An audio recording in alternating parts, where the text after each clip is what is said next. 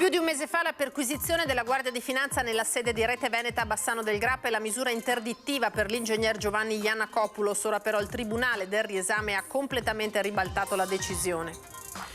Sulla decisione del riesame il commento del direttore di Media Nord-Est Luigi Baccialli: dimostrata la correttezza del nostro lavoro.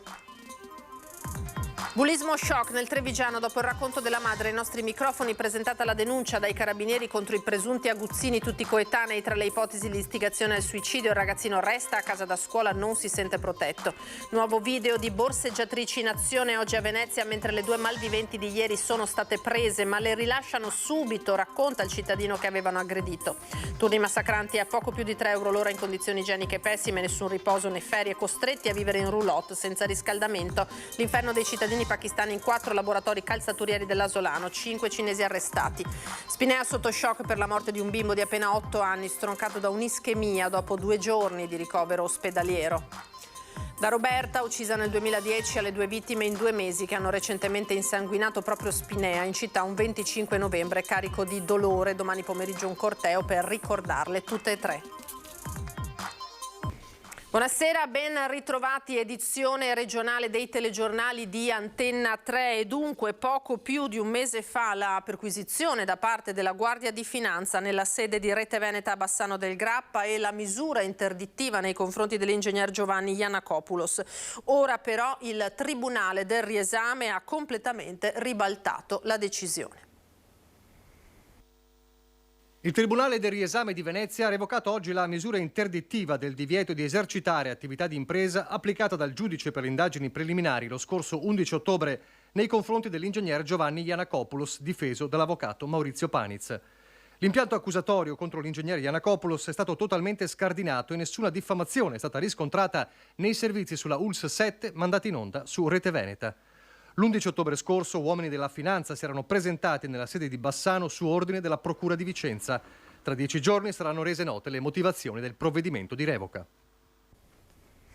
E proprio sulla decisione del Tribunale del riesame sentiamo ora le parole del direttore di Media Nord-Est, Luigi Baccialli.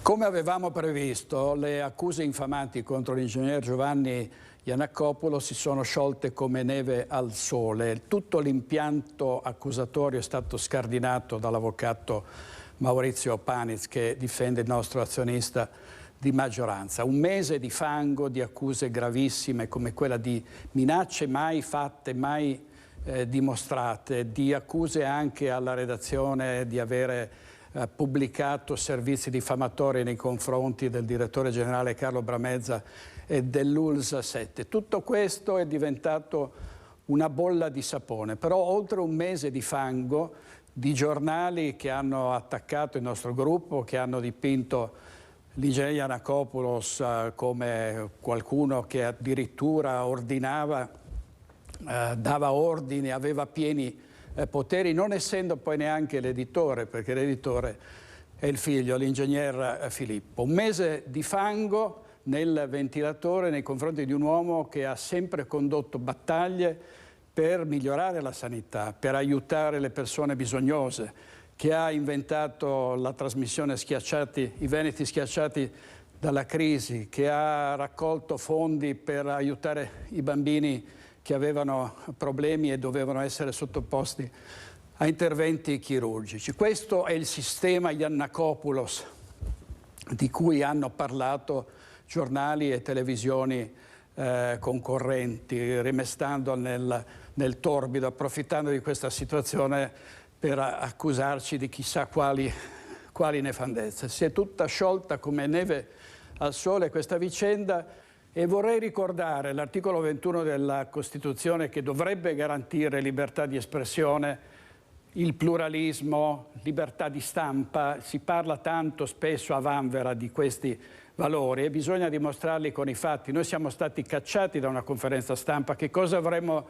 dovuto fare? Rinunciare a fare il nostro mestiere, a scavare, a indagare, a dar voce ai pazienti, ai malati? Questo abbiamo fatto, questo è stato il nostro dovere fare, anche perché fin dall'inizio della storia di Media Nord-Est e delle nostre emittenti abbiamo detto che saremmo stati dalla parte dei cittadini, non certo dalla parte del potere e di chi vuole imbavagliare i giornalisti. Continueremo a fare questo mestiere, guarderemo sempre alla ricerca della verità. Proseguiamo con i nostri servizi. Ieri sera vi abbiamo raccontato la storia di bullismo denunciata da una madre, vittima il figlio di 11 anni. Una storia che ha fatto clamore. Oggi è stata presentata la querela nei confronti dei 3 presunti bulli. Si parla anche di istigazione al suicidio. Sono cose che ormai vanno avanti da parecchio tempo. Nonostante la nostra, richiesta ai genitori di questi bambini di intervenire, di farli smettere, le cose continuano e quindi abbiamo dovuto per forza dare un giro di vite. La querela è stata presentata di prima mattina in caserma dai carabinieri e a scorrerla, visto che i protagonisti sono degli undicenni, c'è da rabbrividire. Lesioni personali, atti persecutori e istigazione al suicidio, le prime ipotesi messe nero su bianco. I fatti sono quelli denunciati ai nostri microfoni dalla madre del bimbo, da tempo nel mirino di 3 bulli, coetanei o poco più, in un crescendo di botte, lancio di petardi, ma soprattutto frasi di morte. Davvero troppo, sottolinea anche il papà. Ripetutamente hanno detto: ma vai ad ammazzarti, vai a buttarti nel Piave, che buttiamo anche la tua bicicletta dopo. Gli fanno sempre anche il segno che uno fa quando gli si taglia la testa.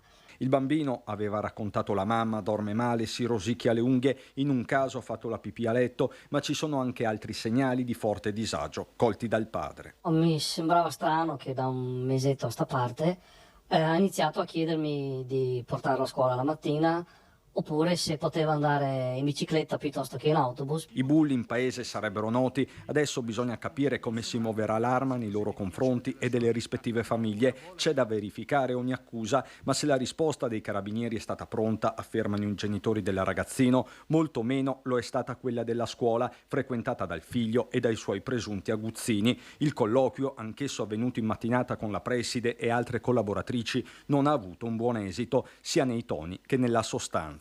Loro hanno ripetuto tante volte: noi non possiamo fare niente fuori dalla scuola, i bambini non stanno insieme durante le ricreazioni, che non è vero, basta andare fuori dalla scuola, li vedi, sono tutti insieme. Nel frattempo hanno detto che non possono garantire l'incolumità di nostro figlio, quindi per questo motivo abbiamo detto: beh, se non potete garantire l'incolumità, noi lo teniamo a casa da scuola, cioè il posto dovrebbe essere più protetto. Se rifiuta di proteggerlo non mi sembra una cosa giusta, insomma. Il bambino quindi al momento resta a casa, con la scuola che ha invitato i genitori tramite mail a prendere contatto con il referente scolastico per il cyberbullismo. E c'è un nuovo video di borseggiatrici in azione oggi a Venezia, mentre le 2 malviventi di ieri sono state prese, ma racconta il cittadino aggredito, le rilasciano subito. Be careful, be careful, be careful. Vai, be careful. Watch if you have the wallet. Guardate se avete il portafoglio. Non sono trascorse nemmeno 24 ore dall'episodio che ha visto 2 borseggiatrici a Venezia urlare: chiamate la polizia, sono incinta, che ne è avvenuto un altro. Ormai è all'ordine del giorno, dice Evasio, il decano dei cittadini non distratti, che ieri nel tentativo di fermare le 2 donne è stato aggredito e che oggi, con ancora i segni marcati sul viso, si è ritrovato nuovamente faccia a faccia con loro. E adesso le hanno prese, mi ha telefonato un mio amico che le ha prese, sono in piazza San Marco, sono in 4 oggi. E sono lì, ma poi sicuramente le lasceranno andare perché non le hanno prese in fragranza come le ho prese io. Sono sempre impunite, mi hanno rubato persino a me, poi ma non è la prima volta che mi mandano all'ospedale i borseggiatori, mi hanno rotto il setto nasale, la mandibola, mi hanno rotto i diti, mi hanno mandato, di tutto mi hanno fatto, e queste non pagano mai. Anche in questo caso le hanno lasciate andare. Sono anni che Evasio, insieme ad altri cittadini, cerca di fare il possibile perché questo fenomeno venga arrestato, ma dice i risultati non si vedono e loro lo sanno. Abbiamo fatto di tutti i colori, manifestazioni, attaccato le foto per le strade, ma i politici basta che vadano in galera, sono gli avversari politici, non interessano queste qui hanno il diritto di fare quello. Poi sono sempre incinta. Io devo aspettare 8 mesi per farmi una visita, queste qui vanno subito in ospedale, subito a prima cosa, visita tutto gratuito, in tribunale hanno l'avvocato gratis, è una roba impossibile che questi non pagano battelli, bus, multe, io non so chi gli dà questi privilegi a questa gente. La rabbia è tanta, i cittadini si sentono presi in giro e non hanno più fiducia nelle istituzioni. Sono spavalde e non hanno paura di niente perché loro sanno che sono impunite, ti graffiano, ti sputano, ti danno pedate e poi ti dicono dicono che noi le abbiamo, e invece niente, io cerco di fermarle perché non posso scappare via con l'ora furtiva, se non le fermo chi le ferma? Lo sanno che sono impuniti, perché una incinta può fare quello, perché l'ha detto lei, io posso fare quello che voglio. Sfruttamento del lavoro, favoreggiamento dell'immigrazione clandestina in 4 laboratori calzaturieri della Marca, 5 arresti, il plauso del governatore Zaia per l'operazione dei carabinieri. Costretti a lavorare oltre 10 ore al giorno, nessun riposo, nessun giorno di ferie in condizioni igieniche pessime, senza sicurezza per 3,20 € all'ora. Il blitz dei carabinieri è scattato nelle ore scorse, le pattuglie si sono fermate in 4 laboratori calzaturieri ad Altivole, Asolo e Borso del Grappa. 5 cinesi sono finiti in manette, 4 uomini trasferiti nelle carceri di Venezia e Treviso, una donna agli arresti domiciliari e 3 persone denunciate nell'inchiesta condotta in sinergia con la Procura di Treviso. Sfruttavano, controllavano e sorvegliavano i lavoratori, alcuni connazionali, altri pakistani, e proprio per questi ultimi il trattamento riservato era fatto di atti vessatori, insulti, minacce di licenziamento se non avessero obbedito, non solo. In particolare ad Altivole abbiamo verificato che i lavoratori cinesi erano stati collocati all'interno di strutture ricavate all'interno del laboratorio, peraltro dotate di riscaldamento, invece i cittadini pakistani erano stati posizionati all'interno di roulotte dismesse, privi di servizi igienici e anche di riscaldamento all'esterno della struttura.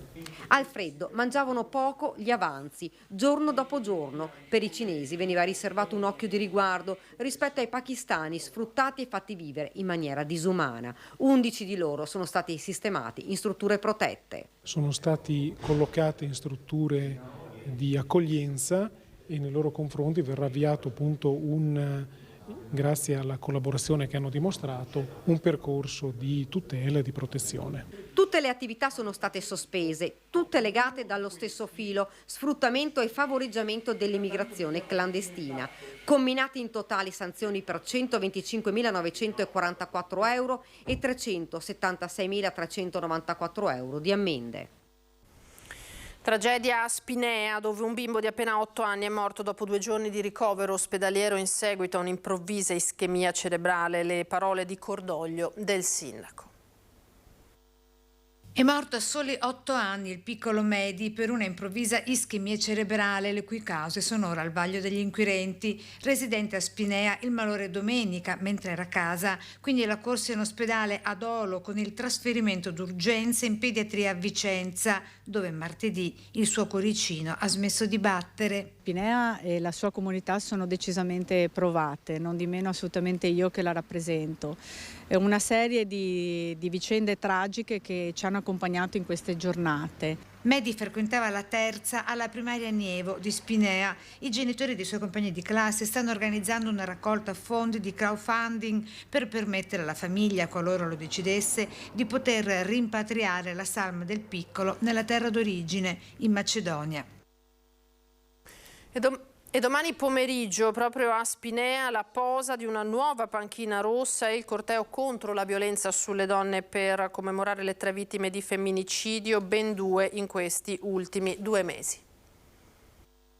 E oggi fiori freschi per Vera Mirtai, l'ultima vittima di femminicidio uccisa qui nella sua villetta di via Giacomo Leopardi, ritrovata morta al primo piano, uccisa per mano dell'ex marito. Domani pomeriggio a Spinea dalle 14:30 il corteo silenzioso lungo le vie dei 3 femminicidi che hanno funestato la comunità nell'ultimo decennio. Via Leopardi, via Mantegna, la centrale via Roma, a commemorare Vera Mirtai, Lilia Patranella e Roberta Vanin, uccisa nel suo negozio nel 2010 dall'ex fidanzato con una furia omicida che contò 60 coltellate. Purtroppo ci spiace anche fare questo tipo di manifestazione, ci spiace nel senso spiacere perché è un momento un po' particolare per la tragedia, per la tragedia che è successa.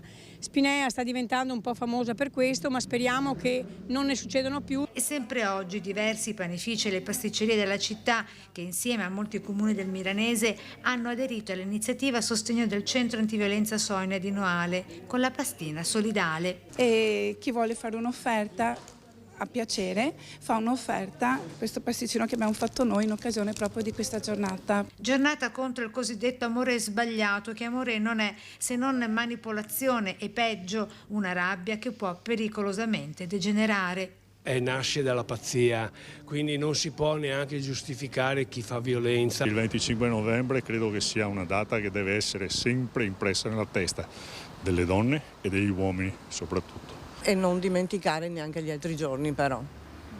Tenere sempre vivo questo, che non è un problema, è un dramma. Signore, aprite gli occhi. Io ormai ho la mia età, ormai sono in pensione, però ho una figlia, pensate alle vostre figlie. Questo dunque è il monito in questa giornata. Ora ci fermiamo per un piccolo break, torniamo tra poco con la politica.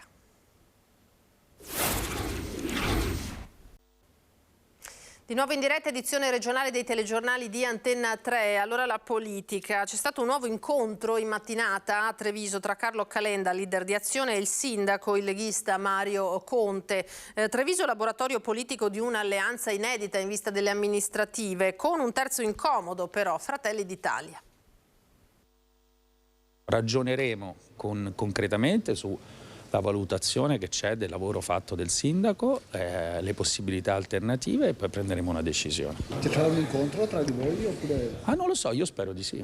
Di incontri tra il leader di Azione Carlo Calenda e il sindaco di Treviso Mario Conte alla fine ce ne sono stati ben due, non solo ieri sera al Bailo dove Calenda ha presentato il suo libro, ma anche stamattina a Cassugana dove i due hanno avuto un lungo colloquio, prove se non di un'alleanza formale, più probabilmente di un patto in vista delle elezioni amministrative di primavera, che avviene alla luce del sole, senza sotterfugi, così da mandare un messaggio agli alleati di Fratelli d'Italia che, forti del risultato alle politiche, avanzeranno senz'altro le loro pretese. Io dialogo con tutti coloro che vogliono portare un contributo. Ovviamente Fratelli d'Italia è il mio alleato che siede già con me tra i banchi della maggioranza, però io non chiudo le porte a nessuno, soprattutto a coloro che vogliono portare un contributo positivo di idee e di persone per il bene della nostra città. Quindi non fermiamoci e fossilizziamoci su posizioni politiche, guardiamo al bene della comunità, e se il bene della comunità significa allargare la base a idee nuove, persone nuove, non vedo perché non aprire un dialogo. Treviso laboratorio politico dunque, Calenda a parte, un'eventuale alleanza con Conte incassa il via libera dei 3 consiglieri di minoranza ora passati ad Azione, avversari sui banchi dei 300 che potrebbero ritrovarsi presto dalla stessa parte del sindaco. C'è un modo diverso di fare politica che è quello di ascoltare i territori e riconoscere anche gli amministratori che si impegnano. Avete dei numeri importanti, ma avreste anche un candidato da proporre, sindaco, che non sia Mario Conte? Allo stato attuale no. Sì all'alleanza con Conte, no a quella con Fratelli d'Italia, alla base del terzo polo l'ha posta come condizione. Sinceramente Fratelli d'Italia non so da chi siano rappresentati e che ruolo abbiano qua in città e cosa dicano, pertanto credo che sia anche difficile per un sindaco pensare di costruire qualcosa con dei soggetti che non ci sono.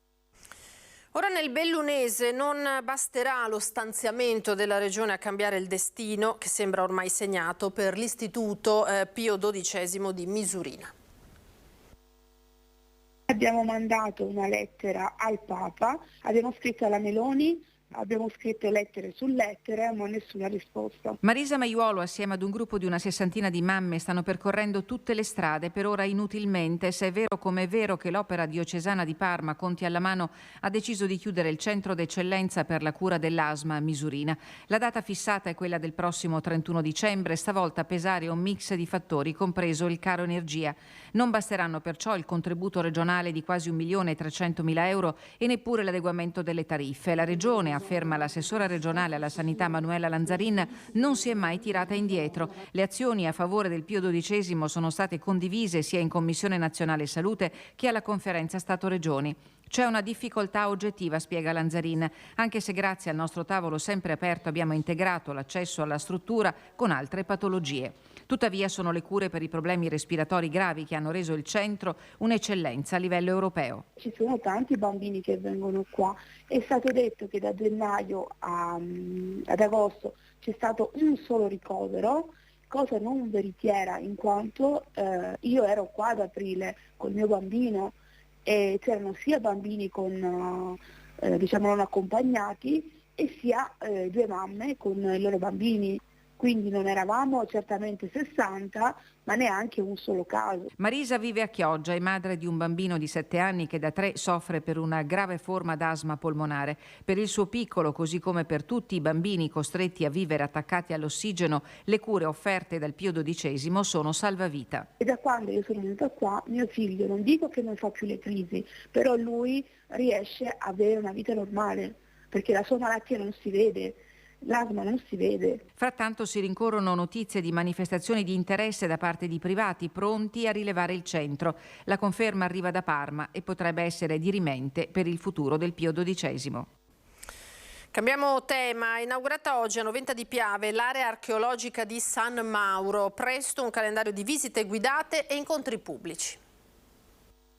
Finalmente inaugurata l'area archeologica di San Mauro a Noventa di Piave, insediamento romano riportato alla luce a conclusione di un progetto articolato avviato dalla Soprintendenza per i beni archeologici del Veneto nel 2009 e che vedrà il comune impegnato alla manutenzione dell'area esterna. Noi abbiamo una realtà che copre circa 300 comuni nell'area orientale del Veneto e quindi da Feltre fino al Basso Padovano effettivamente abbiamo tutta una serie di centri di interesse archeologico che vanno tutelati, che vanno aperti e quindi per garantire la fruizione bisogna anche conservarli al meglio. Alla collaborazione dell'amministrazione comunale, la soprintendenza e parrocchia di San Mauro Martire si aggiunge il fondamentale sostegno per quasi €1 milione da parte di MacArthur Glen. La nostra azienda è sempre molto attenta alle esigenze dei territori nei quali opera, l'aspetto della valorizzazione delle strutture culturali destinate alla popolazione, a beneficio anche delle scuole e della popolazione di studenti, è una cosa che ci sta particolarmente a cuore, per cui siamo stati tanto orgogliosi di prendere parte assieme agli attori istituzionali e pubblici a questo grande progetto di valorizzazione per la comunità del nostro piccolo paese e oggi di restituirla ai cittadini e ai giovani studenti. A breve è in programma di avviare un progetto di valorizzazione dell'area archeologica e degli altri luoghi significativi di interesse storico collegati attraverso un calendario di visite guidate ed incontri pubblici. Quello che è l'impegno del Comune e la sfida più importante che mi sono preso io come amministratore è quello di fare in modo che ci siano dalla primavera prossima delle visite guidate che ci permettano di far conoscere i nostri scavi e la nostra storia a tutto il territorio. È tutto per l'edizione regionale dei telegiornali di Antenna 3, grazie per averci seguito, ora le previsioni del tempo e poi l'edizione di Venezia. Arrivederci.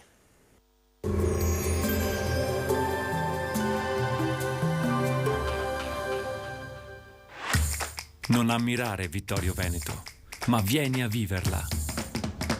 Scarica l'app. Bentrovati al meteo. Alta pressione sul nostro territorio, garanzia di un tempo stabile per tutto il weekend. Il dettaglio di sabato 26 novembre. Sul Veneto precipitazioni assenti, avremo un ampio soleggiamento con cielo da poco nuvoloso a sereno. Nelle ore più fredde non si esclude qualche locale banco di nebbia sulla pianura e occasionalmente nelle valli. Venti a tratti moderati dai quadranti settentrionali. Temperature minime tra 1 e 5 gradi, massime in lieve aumento, comprese invece tra 11 e 14 gradi all'incirca. Spostiamoci ora sul Friuli Venezia Giulia. Nella notte e di mattina avremo qualche foschia, ma sempre il sole sarà prevalente. Bora moderata in pianura, a tratti sostenuta sulla costa. Temperature minime tra 2 e 8 gradi, massime sui 12-15 gradi. Infine diamo uno sguardo al Trentino Alto Adige, dove sarà anche in questo caso soleggiato. Solo sui settori più settentrionali avremo maggiori annuvolamenti. Temperature minime intorno a 1 grado, massime sui 12-13 gradi all'incirca. Dal meteo di Antenna 3 per ora è tutto, grazie per l'attenzione e arrivederci.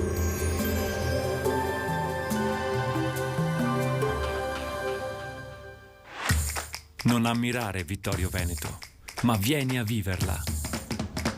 Scarica l'app.